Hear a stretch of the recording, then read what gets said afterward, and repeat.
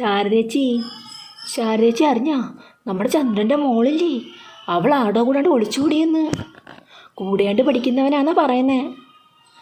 എന്തോ ഈ കീക്കനോ കീർക്കനാണ്ടില്ലേ, ഈ നമ്മുടെ ഈ മുടിയൊക്കെ പൊക്കി വെച്ചേക്കുന്നവനെ പറയത്തില്ലേ, ഇപ്പോഴത്തെ ഫാഷനാന്നൊക്കെ പറഞ്ഞ്, അങ്ങനെ ഏതോണ്ട് ഒരുത്തൻ്റെ കൂടെയാന്നാ പറയണേ. ആർക്കറിയാം, ഓരോ പെൺപിള്ളേരുടെ കാര്യേ. പോകുമ്പോൾ നല്ലതിൻ്റെ കൂടെ എങ്ങനെ പൊക്കൂടെ. ഇതൊക്കെ എങ്ങനെ ഇഷ്ടപ്പെട്ടോ എന്തോ പറയാനാ.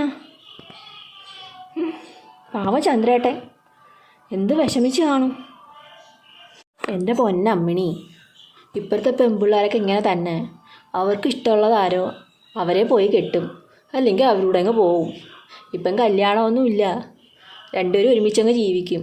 മടുക്കുമ്പം രണ്ടുപേർക്കും കളയാം, അത്ര തന്നെ. നിൻ്റെ മോളും ഇങ്ങനെ ഒളിച്ചോടിയതല്ലേ, നിനക്കറിയത്തില്ല ആ തെണ്ണം. ആ ഓരോന്നിൻ്റെ വിധി, അത്ര തന്നെ. അങ്ങനെയല്ല, എൻ്റെ മോൾ ഒളിച്ചോടിയതല്ല. കല്യാണം നടത്തണമെങ്കിൽ എന്തൊക്കെ ചിലവാ. സ്വർണം, പിന്നെ നാട്ടുകാരെ വിളിക്കണം, ഭക്ഷണം.